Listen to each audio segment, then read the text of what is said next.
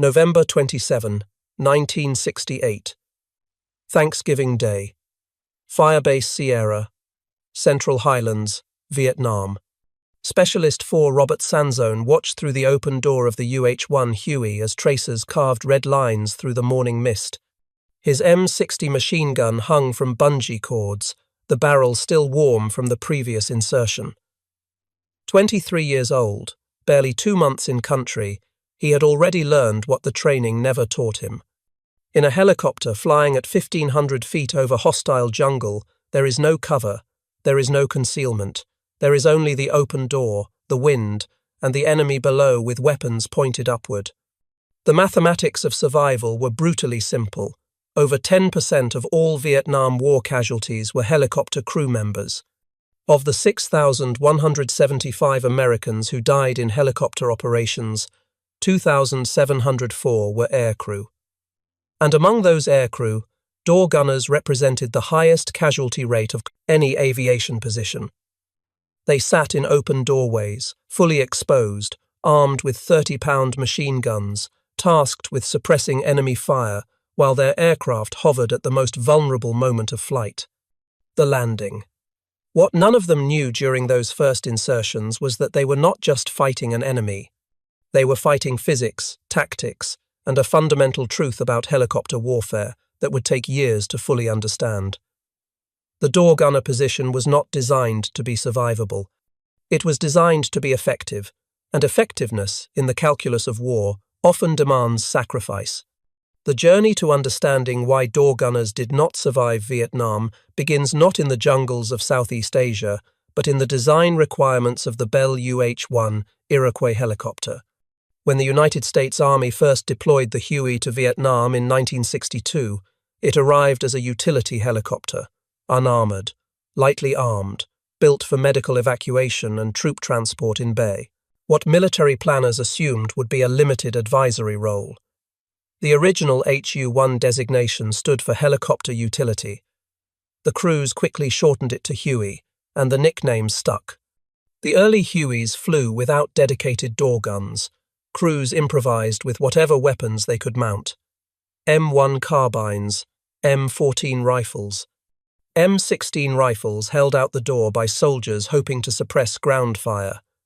The concept of a dedicated door gunner arose from necessity, not planning. As helicopter insertions into contested landing zones became routine, crews discovered they needed suppressive fire during the most vulnerable phase of flight. Those final 30 seconds of descent when the helicopter slowed, steadied, and hovered 3 feet above the ground while troops jumped out. By 1963, the M67.62mm machine gun became standard equipment on both sides of the Huey.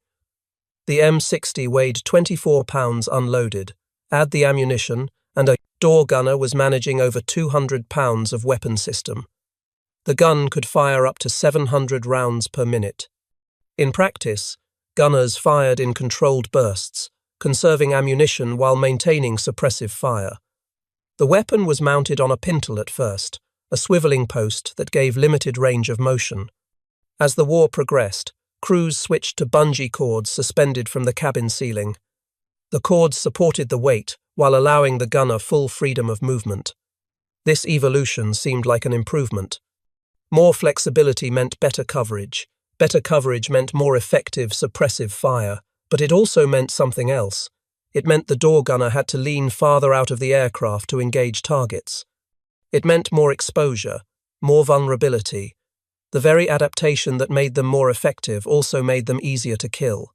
Warrant Officer John Masaki arrived in Vietnam in 1968, assigned to a UH-1C gunship unit.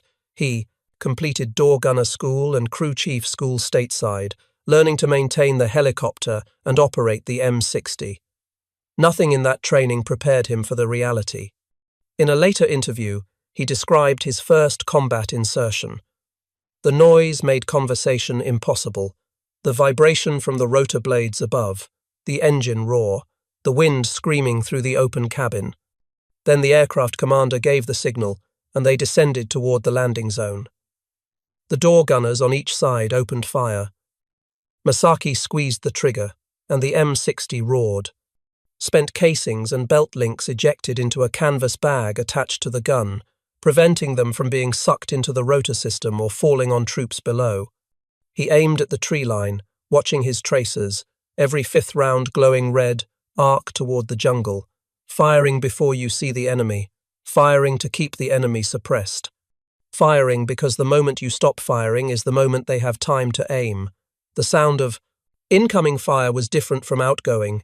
Outgoing fire had rhythm, purpose. Incoming fire cracked past with random chaos. Masaki heard rounds snap past his head. Saw the aluminum skin of the helicopter puncture. One round came up through the floor, missing him by inches. Later, he learned that round had lodged in the Bible of the soldier next to him. The helicopter completed the insertion and climbed out. Masaki checked himself. No wounds. But the mission was not over. They would fly 12 more insertions that day. The concept of the hot landing zone defined door gunner experience. A hot LZ meant the enemy was actively engaging the helicopters as they landed. Artillery would prep the zone first, pounding the area with high explosive shells. Then helicopter gunships would make rocket runs, firing 70mm rockets and minigun bursts.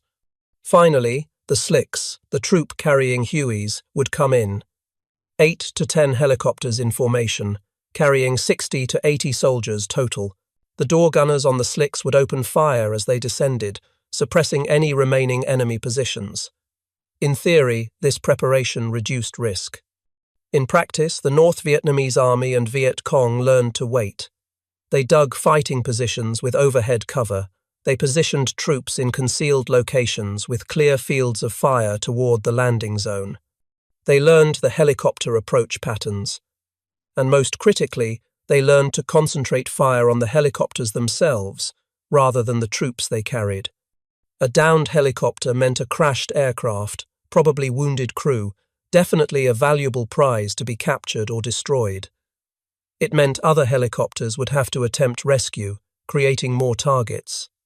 Specialist 4 Thomas Pienta flew as co-pilot on Chalk 2 during an insertion near the Cambodian border. The flight lead called the landing zone clear, no enemy contact. Chalk 1 landed successfully. Chalk 2 began its approach. Then the tree line erupted. AK-47 fire, distinctively sharp cracks. RPG-7 rockets, recognizable by their whoosh and trailing smoke. Heavy machine gun fire, probably a 12.7mm DSK, the weapon Americans called a .51 caliber. The door gunner on Pienta's aircraft returned fire immediately. The crew chief on the other side did the same. But an RPG streaked toward them. It missed by feet, exploding in the trees beyond. Small arms fire tore through the thin aluminum skin. The Huey had minimal armor.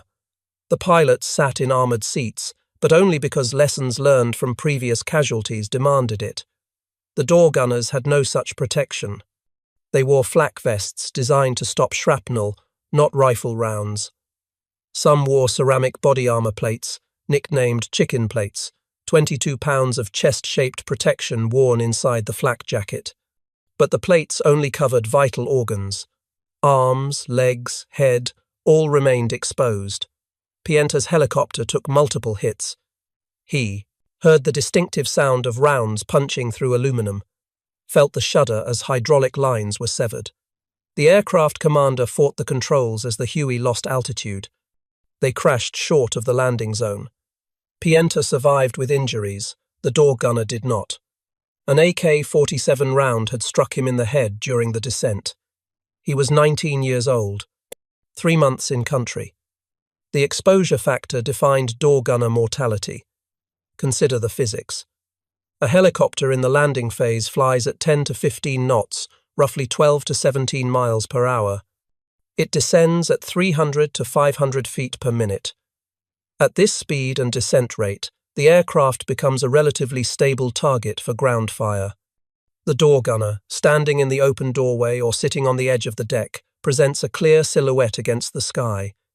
He cannot take cover. He cannot maneuver. He can only fire and hope suppression keeps enemy heads down long enough to complete the insertion. The M60 itself created additional vulnerability.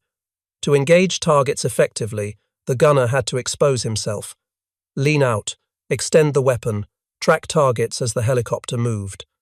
This required constant movement, constant adjustment, and constant exposure. Veterans described it as being a target in a shooting gallery. Except the targets shot back. The weapon malfunctions added to the danger. The M60 was notoriously prone to jamming in Vietnam's heat and humidity. The rotating bolt could fail. The extractor could break. The exposed barrel latch, a swinging lever, would catch on equipment and accidentally release, causing the barrel to fall out during flight. When a jam occurred, the gunner had to clear it immediately.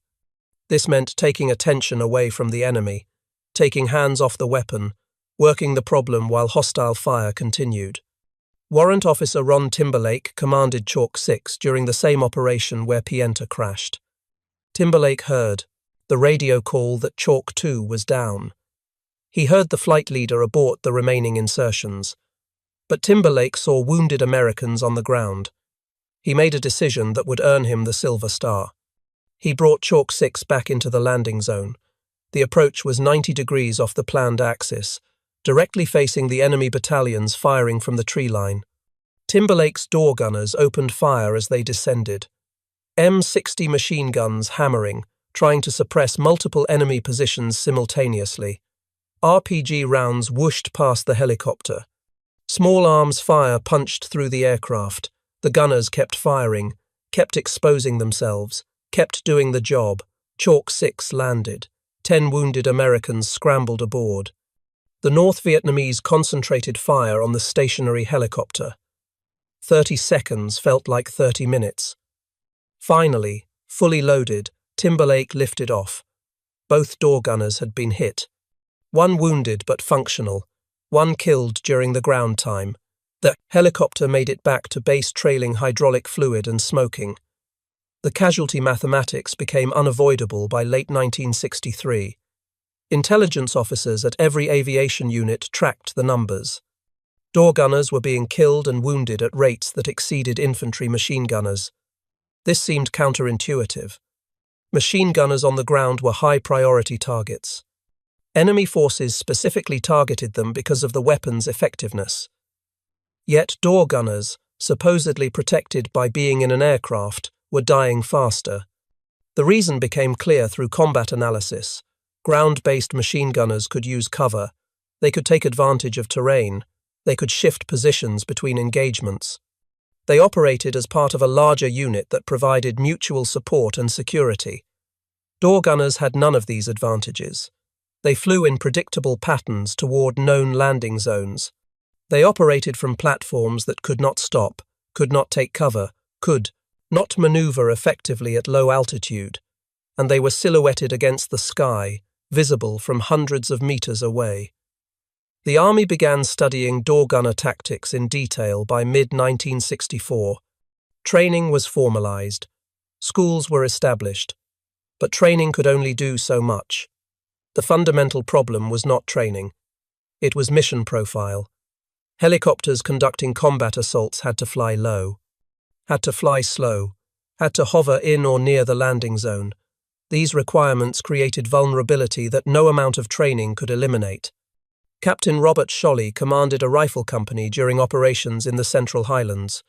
He worked closely with helicopter crews and understood their limitations.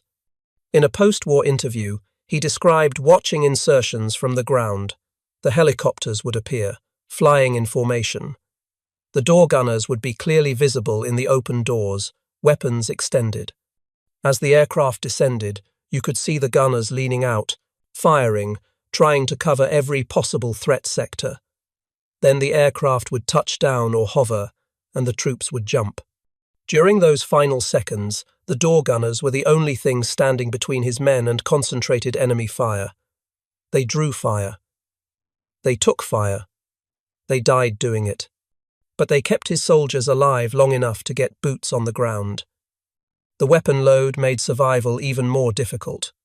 Door gunners typically carried 1,000 rounds of 7.6 2mm ammunition, sometimes more. The belts of ammunition hung from the cabin ceiling or were stored in cans secured to the floor. This ammunition was explosive. A tracer round or incendiary round striking the ammunition storage could detonate the entire supply. Several helicopters were lost this way. Enemy fire would penetrate the cabin, strike the ammunition, and the resulting explosion would destroy the aircraft. The door gunners were sitting next to this hazard throughout every mission. The evolution of enemy tactics made the situation progressively worse. The North Vietnamese army learned from experience. Early in the war, they would engage helicopters with whatever weapons were available. Individual soldiers with AK-47s, small unit actions with light machine guns. But by 1965, they developed dedicated anti-aircraft tactics. They positioned heavy machine guns along known helicopter routes. They pre-positioned RPG-7 teams near potential landing zones. They trained soldiers to lead the target, aiming ahead of the helicopter to compensate for its movement. The 12.7mm DSK heavy machine gun proved particularly deadly. This weapon, equivalent to the American .50 caliber Browning, could punch through helicopter aluminum like tissue paper.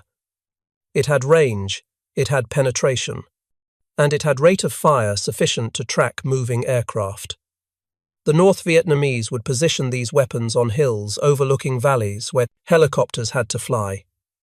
The guns would fire in short bursts to avoid counter-battery fire, but those bursts were devastatingly effective. A single burst could shred a helicopter's tail boom, sever control cables, or kill crew members. The RPG-7 added another dimension of lethality. Originally designed as an anti-tank weapon, the rocket-propelled grenade proved equally effective against helicopters. The cone-shaped warhead, traveling at 300 meters per second, could destroy a Huey with a single hit. The shaped charge would penetrate the thin skin and detonate inside, shredding the interior with shrapnel and overpressure. Door gunners had no defense against RPGs. They could see them coming, watch the smoke trail, but could not evade. The helicopter would either be hit or it would not.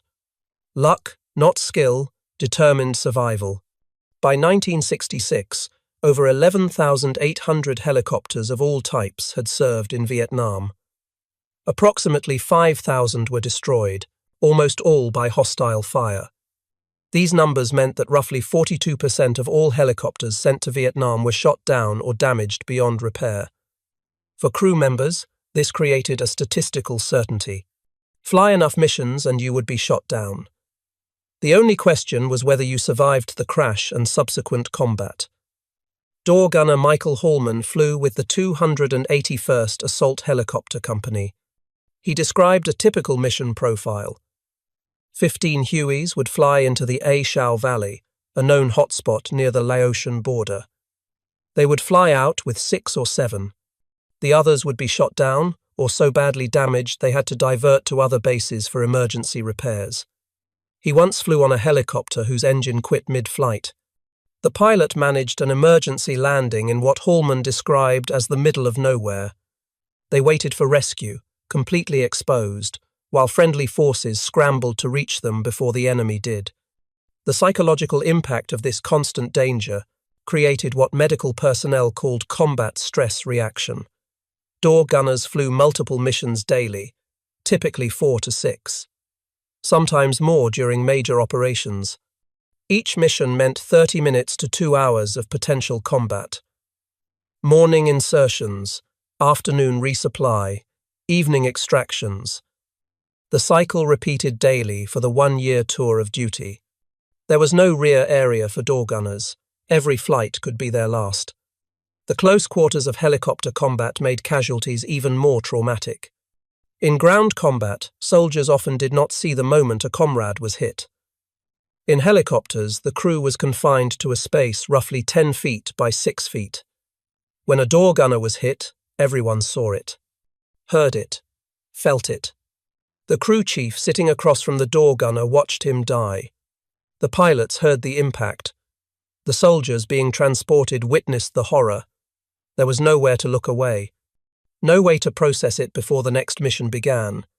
Crew chiefs had an additional burden. They were responsible for maintaining the aircraft and serving as door gunners. This dual role meant they had intimate knowledge of every system on the helicopter. They knew where the hydraulic lines ran, where the fuel cells were located, which components were armored and which were not. This knowledge meant they understood exactly how vulnerable they were. They knew that an AK-47 round through the wrong location could bring down the aircraft. They knew the thin aluminum skin provided no protection. They knew they were one lucky shot away from death. The famous LZ X-ray battle during the Ia Drang campaign in November 1965 illustrated door gunner vulnerability on a massive scale. The 1st Battalion, 7th Cavalry Regiment conducted combat assaults into a small clearing at the base of Chu Pong Mountain. Intelligence indicated North Vietnamese Army units in the area. The first wave landed successfully. Then the enemy attacked in force. 3 North Vietnamese regiments, roughly 3,000 soldiers, had been waiting in prepared positions.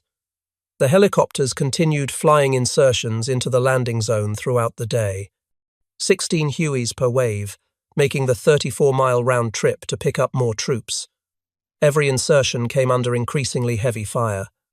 Door gunners watched North Vietnamese soldiers moving through the elephant grass, saw muzzle flashes from dozens of positions, returned fire while incoming rounds tore through their aircraft. Captain Ed Freeman flew 14 missions into LZ X-ray that first day. Major Bruce Crandall flew 22. Both flew unarmed Hueys, medical evacuation birds with red crosses painted on the nose. Geneva Convention rules prohibited arming medical aircraft. The door gunners carried only their personal sidearms. They watched helplessly as enemy fire shredded their helicopters. They could not return fire, could not suppress the enemy, could only sit in the open door and hope incoming rounds missed. Freeman described the experience decades later. They were eating helicopters alive. I took over 50 rounds in my helicopter. The attack was so intense that helicopter operations into the landing zone were shut down multiple times. Aircraft had to be swapped out due to battle damage. Door gunners were wounded or killed and replaced with volunteers from other crews. The suppressive fire from door gunners on armed helicopters was the only thing keeping the casualty evacuation going. Without them, the entire operation would have collapsed. The toll was horrific. By the end of the 4-day battle, 79 Americans had been killed at LZ X-ray. 121 wounded. Helicopter losses and damage were catastrophic. But the door gunners had done their job. They had kept firing, kept their aircraft operational long enough to insert reinforcements and extract wounded, paid for it with their lives and their blood. The armor problem persisted throughout the war despite attempts at solutions.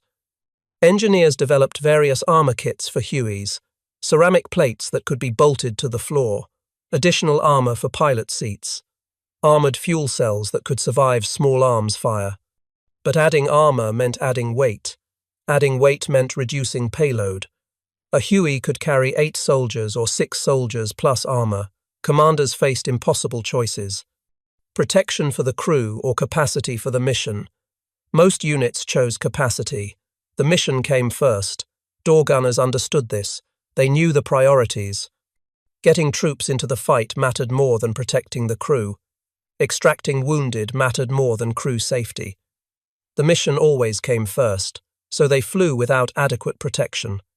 Flew knowing that every flight could end with a bullet through the cabin. Flew anyway. The medical treatment statistics revealed something remarkable about helicopter warfare. The average time from wounding to hospitalization in Vietnam was less than 1 hour. In World War II and Korea, that time was measured in days. Helicopter medical evacuation, medevac and dust-off missions saved thousands of lives. Soldiers who would have died in previous wars survived because helicopters could reach them quickly. But the helicopter crews paid for those lives. Dust-off operations were 3 times more hazardous than other helicopter missions. The crews flew into hot landing zones without gunship support, often without door gunners. Just pilots, medics, and the desperate hope they could get in and out before being destroyed. Major Charles Kelly commanded a dust-off unit. His radio call sign was Dustoff 65. On July 1, 1964, Kelly received a call for emergency evacuation near Vinh Long. Troops were pinned down in heavy combat with the Viet Cong. Wounded needed immediate evacuation or they would die. Kelly made the decision to fly into an active combat zone. His Huey took fire on approach. He completed the landing. The medics and door gunner loaded wounded while enemy fire continued. Kelly lifted off. An enemy round struck him in the chest. Killed him instantly. The helicopter crashed. The crew chief managed to radio for help before the Viet Cong overran the position. Kelly's last words before being hit were, "When I have your wounded." The phrase became the medevac motto. It captured everything about door gunner and helicopter crew philosophy. When I have your wounded, the mission matters more than personal safety. The troops on the ground matter more than the crew in the air. Kelly received the Distinguished Service Cross posthumously, the nation's second highest award for valor. His story exemplified door gunner courage. They flew into impossible situations knowing they probably would not survive. Flew anyway because soldiers needed them. The technical vulnerabilities of the Huey compounded crew exposure. The UH-1 series had a large, exposed main rotor system. The tail rotor was equally vulnerable. A single round through the tail rotor drive shaft meant loss of control. The engine, mounted directly above and behind the pilots, was exposed to fire from below. Rounds coming up through the cabin floor could strike the engine, the transmission, or the rotor head. Any one of these hits could be catastrophic. The most vulnerable area was called the chin bubble, the plexiglass section beneath the pilot's feet, covering the anti-torque pedals. This section provided visibility but no protection. Rounds coming up from the ground would pass through the chin bubble and strike the pilots in the legs, groin, or lower torso. Many pilots were killed this way. Door gunners, sitting farther back in the cabin, had slightly better protection from this angle of fire. But slightly better still meant minimal. The fuel system presented another critical vulnerability. The Huey carried fuel in cells located in the lower center section of the fuselage. Enemy fire striking these cells could cause leaks or, worse, ignition. Tracer rounds were particularly dangerous. The incendiary component could ignite fuel vapor, causing an explosion. Multiple helicopters were lost this way. The crew would have no warning. Just a sudden fireball and the aircraft tumbling from the sky. Door gunners learned to recognize the signs of critical damage. The engine sound changing. The helicopter vibrating differently. Hydraulic fluid streaming from severed lines. When damage occurred, the crew had seconds to decide. Continue the mission or abort. Most continued. Completing the insertion, extracting the wounded, finishing what they started. The door gunners kept firing until the helicopter was on the ground or until they physically could not continue. The enemy learned to exploit helicopter vulnerabilities systematically. They studied American tactics, noted the approach patterns, understood the timing. They learned that helicopters would circle before landing, always from the same direction. They learned that the door gunners fired in predictable arcs. They learned to wait until the helicopters committed to the approach, then open fire at the moment of maximum vulnerability. The most sophisticated tactic involved positioning multiple weapons for crossfire. Heavy machine guns would fire from one direction, forcing the door gunners to concentrate suppression there. RPG teams would fire from a different angle, catching the helicopter during its evasive maneuver. Small arms fire from a third direction would target the crew specifically. This triangulated fire was devastating. Door gunners could not suppress all threats simultaneously. Something always got through.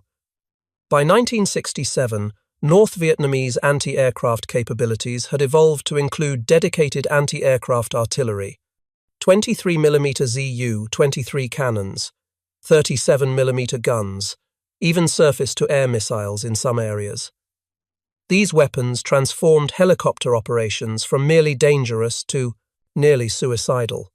The Zu-23 could track a helicopter and fire explosive shells that detonated on proximity. A single hit anywhere on the helicopter could destroy it.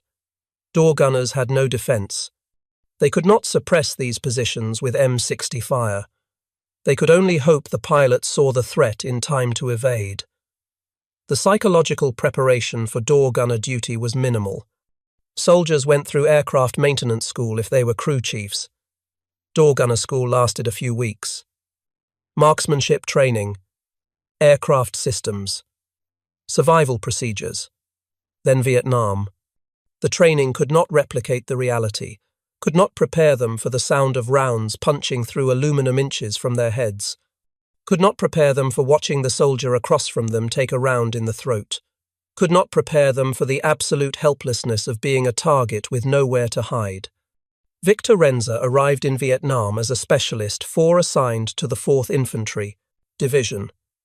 He qualified as an expert on the M60 during training at Fort Lewis. When he deployed, his company had 8 M60s for 150 men. Renza was assigned as number 1 gun in 2nd Platoon. He trained until he could disassemble and reassemble the M60 blindfolded. By the time he reached Vietnam, the weapon felt like an extension of his body. His training instructors told him the life expectancy of a machine gunner was 7 seconds from the moment the first round was fired. This statistic was designed to emphasize the danger, to prepare them psychologically. But it also carried a dark truth. Machine gunners were high-priority targets. The enemy knew the weapon's effectiveness, knew that neutralizing the M60 increased their chances of survival. So they shot at machine gunners first. Door gunners faced the same targeting priority, but with added vulnerability. They could not dig in, could not use terrain, could not shift positions after engaging. They were locked in place by the aircraft, visible from long distances, unable to maneuver. The combination made them the highest priority target on any helicopter. Kill the door gunners and the helicopter became much easier to shoot down. The 1st Cavalry Division, the first fully airmobile division in Army history, conducted more helicopter combat assaults than any other unit. Their operations in the Central Highlands and the A Shau Valley defined air cavalry tactics. They also defined door gunner casualty rates. In some companies, door gunner positions had 100% turnover every 6 months. Every single door gunner was either killed, wounded, or rotated out. Replacements arrived constantly. Were trained by veterans who had been in country for maybe 3 months. Then the veterans were hit, and the new guys became the veterans. The cycle repeated endlessly. The memorial services became routine. Helicopters shot down, crews killed, memorial services at base camp, then back to flying. There was no time to grieve, no time to process. The missions continued, the insertions continued, the casualties continued. Door gunners developed coping mechanisms, dark humor, superstitions, rituals before flights, anything to maintain psychological equilibrium in an environment designed to break them. Some door gunners volunteered for the position. The Army Aviation Badge required a certain number of combat flight hours. Door gunner duty provided those hours quickly. Others were assigned because they had the right military occupational specialty. Crew chief training automatically included door gunner duties. Some infantry soldiers volunteered during specific operations because units were short of door gunners. Regardless of how they arrived at the position, the experience was the same: exposure, vulnerability, constant danger. The relationship between door gunners and the troops they transported was unique in Vietnam. Infantry soldiers respected door gunners in a way they respected few others. The infantrymen saw what door gunners did, saw them leaning out of the helicopter firing while under fire themselves, saw them continuing to fight while wounded, saw them die protecting the insertion. That respect was mutual. Door gunners knew the infantrymen were going into landing zones that might be heavily defended, knew those soldiers would be fighting on the ground while the helicopter flew away to safety. The shared danger created bonds that transcended normal military relationships. The extraction missions were often more dangerous than insertions. When a unit on the ground needed emergency extraction, the situation was usually desperate. heavy contact with the enemy. Casualties that could not walk, low ammunition. The helicopters would fly in knowing they were entering an active firefight. The door gunners would suppress enemy positions that might be meters from the landing zone. The crew chief would help load wounded while under fire. The pilots would hover with bullets tearing through the aircraft. Then lift off, struggling to gain altitude with overloaded weight and possibly damaged systems. Warrant Officer Larry Taylor flew an AH-1 Cobra attack helicopter in Vietnam. On June 18, 1968, he was covering an extraction mission near Ap Go Kong. A 4-man patrol team was surrounded and nearly out of ammunition. The Huey attempting extraction took heavy fire and had to abort.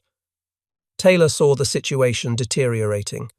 He made multiple rocket and gun runs, expending all his ammunition trying to suppress the enemy. When he ran out of ammunition, he did something unprecedented. He landed his Cobra, a 2-seat attack helicopter not designed for passengers, in a tiny clearing. The 4 patrol members climbed onto the rocket pods and skids. Taylor took off with them hanging on and flew them to safety. He received the Medal of Honor for this action in 2023, 55 years after the mission. The story illustrated the lengths helicopter crews would go to save lives. It also illustrated the impossible situations door gunners faced regularly. Taylor could take risks in a Cobra because it was designed for combat, heavily armed, with better armor. Door gunners flew in Hueys with minimal protection. They could not make multiple passes, could not orbit the battlefield. They had one chance to land, complete the mission, and escape. During that window, they were completely exposed. The aviation safety investigations conducted after helicopter losses revealed patterns in door gunner casualties. Most were killed by small arms fire to the upper body or head. The ceramic body armor protected the torso, but not the neck, shoulders, or head. Helmets provided protection against shrapnel, but not direct hits from rifle rounds. The M60, mounted at chest height, meant the gunner's upper body was maximally exposed while engaging targets. The investigation reports noted that door gunners often died while still firing. Their bodies would be found with the M60 in position, ammunition belts partially expended, positions indicating they were engaging targets at the moment of death. They died doing their job. This pattern was so common that it became an expected finding in crash investigation reports. Door gunner killed in action while providing fire support. The unit citations told the story in dry military language, but beneath the words were human experiences. Specialist John Smith killed in action while engaging enemy positions during combat assault. Specialist David Johnson wounded in action, continuing to provide suppressive fire until evacuation completed. Warrant Officer Michael Williams remained at his position, despite severe wounds, to ensure extraction of ground forces. The citations accumulated, the names accumulated, the casualties accumulated. By 1968, the entire door gunner program was under review. The casualty rates were unsustainable. Units could not maintain qualified personnel. Training pipelines could not produce replacements fast enough. Aviation commanders proposed solutions: better armor, better weapons, better tactics. Some improvements were implemented. The M60E1 variant had modifications that made it more reliable. Helicopter designs improved with the introduction of the Cobra gunship, which could provide heavy fire support while keeping crews more protected. The UH-1H model had a more powerful engine, allowing it to carry armor and still maintain payload capacity. But the fundamental problem remained unsolvable. Combat assaults required helicopters to fly into contested areas, required them to slow down and hover, required door gunners to provide suppressive fire. These requirements created vulnerability that could not be eliminated. Better armor helped, better tactics helped. But nothing could change the basic equation. Door gunners had to expose themselves to do their job. Exposure meant casualties. The statistics validated the concern. Over the entire war, approximately 2,700 non-pilot helicopter crewmen were killed. The helicopter fleet logged over 10 million flight hours. This meant roughly 0.27 deaths per 1,000 flight hours. For comparison, infantry casualties in heavy combat zones averaged 0.4 per 1,000 patrol hours. But infantry soldiers could take cover, use terrain, break contact. Door gunners could do none of these. They were locked into a flying target, doing 100 knots at 1,500 feet with nowhere to hide. The veterans who survived carried the experiences for life. John Masaki, the door gunner who arrived in 1968, completed his year-long tour. He flew countless missions, was shot at on most of them, saw aircraft shot down, saw crew members killed. When he returned to civilian life, he had no marketable skills. Being a door gunner did not translate to civilian employment. He considered re-enlisting, becoming a pilot, but decided against returning to Vietnam. The experience had changed him. He carried it for decades. The reunions of helicopter crews decades after the war revealed the lasting impact.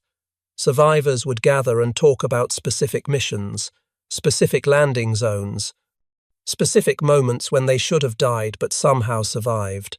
They would honor the ones who did not come home, the door gunners killed in action, the crew chiefs who died at their positions, the pilots shot down attempting impossible rescues. These reunions were not celebrations, they were memorials, acknowledgements of sacrifice that most Americans never understood.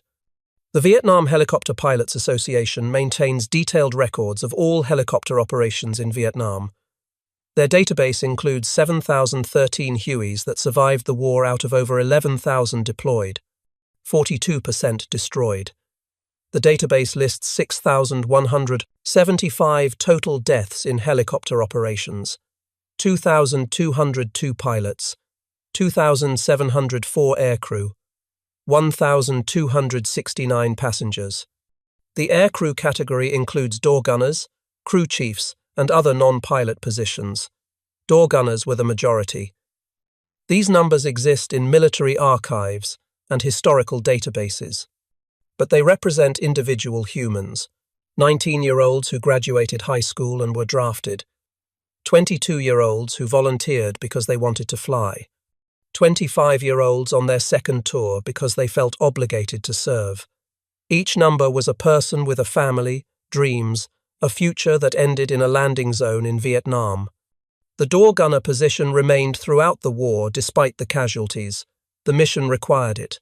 Combat assaults required suppressive fire. Extractions required covering fire. Medical evacuations required protection. No alternative existed that provided the same capability. So, young Americans continued to volunteer or be assigned, continued to climb into Hueys, continued to sit in open doors with M60 machine guns, continued to fly into hot landing zones, continued to die doing it. The tactical evolution by 1969 included hunter-killer teams. Light observation helicopters would fly low, draw fire, locate enemy positions. Attack helicopters would orbit high, waiting. When the enemy revealed themselves by shooting at the scout, the attack helicopter would strike. This tactic reduced door gunner casualties on observation helicopters because the scouts flew with minimal crew. But slick drivers, the transport Hueys, still needed door gunners. The infantry still needed transport. The wounded still needed evacuation. The fundamental mission remained unchanged. The gradual American withdrawal from Vietnam reduced helicopter operations after 1969. Fewer troops meant fewer combat assaults. Vietnamization, the transition of combat operations to South Vietnamese forces, meant American aviation units flew fewer missions, but missions continued until 1973. American door gunners continued to fly and die protecting operations that were increasingly viewed as pointless by the American public. The last American helicopter to leave Vietnam was a Huey. The iconic image of people climbing a ladder to the roof of the CIA station in Saigon to board an evacuation helicopter was actually an Air America civilian Huey, not a military aircraft. The building was not the embassy but an apartment complex, but the image captured the end. Helicopters, which had defined American operations in Vietnam, carried Americans out at the end. The door gunners who served received relatively little recognition. The Huey itself became iconic. Movies and documentaries featured the distinctive sound of rotor blades. The pilots who flew dangerous missions received medals and recognition. The infantry who fought on the ground were honored as veterans, but door gunners existed in a strange middle space. Not pilots, not infantry, just young Americans who sat in open doorways with machine guns and tried to keep everyone else alive. The Vietnam Veterans Memorial in Washington, D.C. lists 58,320 names. Among those names are the 2,704 aircrew members killed in helicopter operations. Their names are carved in black granite alongside infantry soldiers, advisors, pilots, and all the others who died. No designation separates door gunners from other casualties. They are simply names. But each name represents someone who made the choice to serve in what they knew was one of the most dangerous positions in the war. In 2024, 50 years after the war ended, the surviving door gunners are in their 70s and 80s. Many attend veteran reunions. Many participate in memorial services. They tell stories about missions that happened half a century ago with clarity that suggests the memories never faded. They describe landing zones, firefights, helicopter crashes, friends who died. The stories are not bragging, they are testimony. Witness accounts of experiences that younger generations struggle to comprehend. The analysis of why door gunners did not survive Vietnam comes down to simple factors: extreme exposure in the open door, minimal protection from hostile fire, high priority targets for enemy forces, aircraft that operated in predictable patterns at vulnerable speeds and altitudes, missions that required them to fly into the most dangerous situations repeatedly. The cumulative effect of these factors created casualty rates that would be unacceptable in any modern military operation. Modern helicopter operations learned from Vietnam. The UH-60 Black Hawk that replaced the Huey has door guns that fire from cabin windows, not open doors. Crew members have improved armor. Helicopters have defensive systems, including radar warning receivers, missile warning systems, and countermeasures. Tactics emphasize standoff distance and rapid ingress-egress. The lessons were written in the blood of door gunners who flew Hueys in Vietnam, but no amount of modern technology changes what those door gunners did. They flew into hot landing zones knowing the odds. They provided suppressive fire that saved countless infantry lives. They protected medical evacuation helicopters that rescued thousands of wounded soldiers. They died at rates that exceeded almost every other military position. They did it for a year-long tour, mission after mission, day after day, until they were killed, wounded, or completed their service. The final assessment is not about statistics or tactics or equipment. It is about human courage. Door gunners understood the danger. Every veteran interviewed described knowing the position was extremely hazardous. But they did it anyway. They did it because soldiers on the ground needed all them. Because wounded men needed evacuation. Because the mission required it. That understanding, that willingness to serve despite knowing the likely outcome, defines their service. The door gunners who did not survive Vietnam left families behind, mothers and fathers who received telegrams, wives who became widows, children who grew up without fathers, brothers and sisters who mourned siblings. The casualties extended beyond the individual killed in action. Every death created ripples that spread through communities, families, generations. The cost was not just 2,704 names on a memorial. It was the cumulative impact on everyone connected to those individuals. The survivors carry guilt. Survivor's guilt is well documented among combat veterans. Why did I survive when others died? What made me special? Door gunners who completed their tours describe watching friends die, watching helicopters crash, watching young men bleed out in the cabin during extraction, flights. They survived through what they describe as luck. Being in the right place, the enemy shooting at someone else, pure chance. That randomness makes the survival harder to process. The memorial services conducted at fire bases in Vietnam followed a pattern. The fallen soldier's boots, rifle, and helmet arranged as a battlefield cross, the unit formation standing in respect. The chaplain reading the 23rd Psalm. The first sergeant calling roll. Each name answered present until reaching the fallen soldier's name. The silence after that name was called. Then the unit dispersing back to their missions. The war continued. The operations continued. The casualties continued. That same pattern repeated at helicopter units. Door gunner killed in action. Memorial service. Replace the door gunner. Continue operations. The individual mattered. The position mattered more. The mission always came first. This prioritization was necessary for military operations, but devastating for, quote, those involved. Men were not people. They were replacements. Slots to be filled. Statistics in reports. The human stories behind the statistics reveal a different truth. 19-year-old door gunners who wrote letters home describing the beauty of Vietnam's mountains. 22-year-old crew chiefs who sent photographs of themselves posing with their helicopters.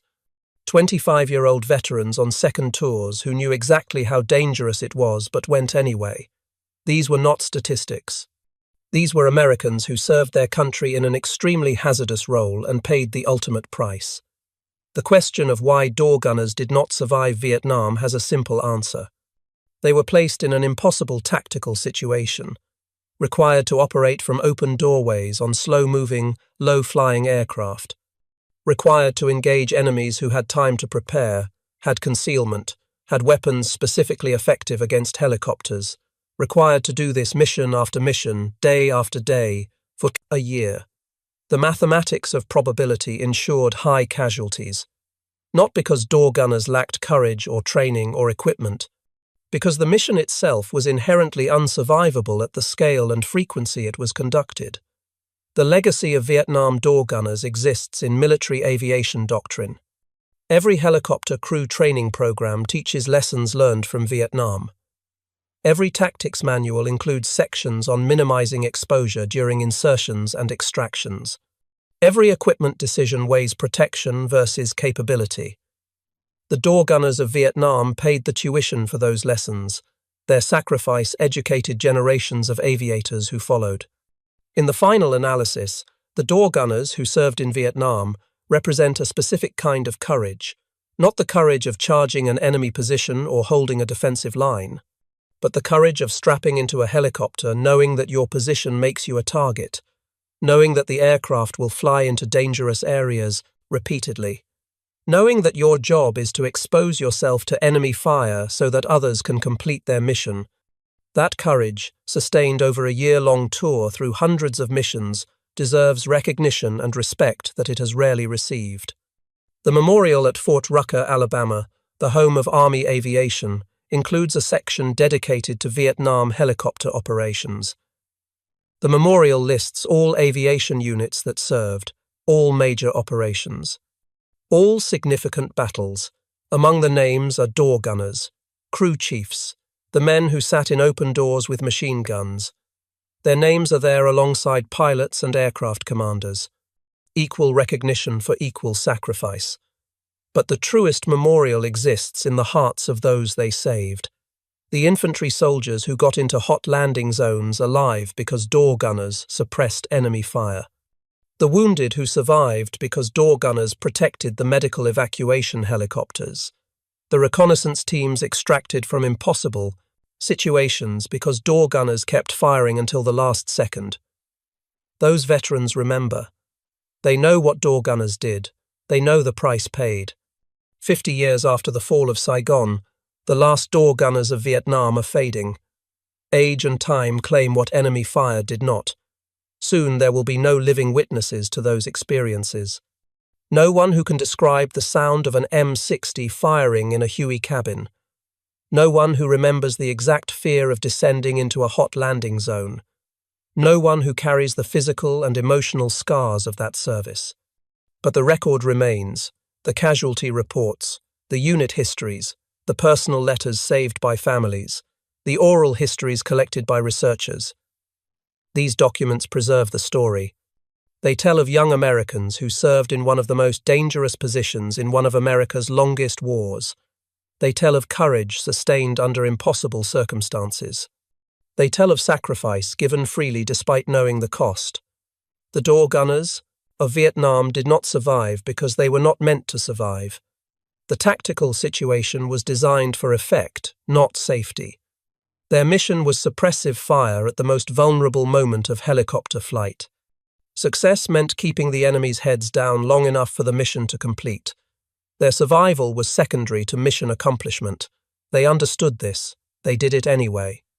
That decision, repeated by thousands of young Americans across 10 years of war, deserves more recognition than it has received. In the end, the story of Vietnam door gunners is not about statistics or casualty rates or tactical analysis. It is about Americans who served when called, who flew dangerous missions because someone had to, who died protecting others in one of war's most exposed positions. Their legacy lives in the soldiers they saved, the missions they completed, and the lessons their sacrifice taught. They deserve to be remembered not as statistics, but as individuals who gave the POT everything while sitting in an open door with an M60 machine gun, firing into the jungle below, knowing that every mission might be their last. That is why door gunners did not survive Vietnam. Not because they lacked courage, not because they lacked skill, but because the mission itself was designed to trade their safety for everyone else's survival. They understood that trade. They accepted it. They paid the price. And history owes them recognition for a sacrifice that too few Americans understand or appreciate.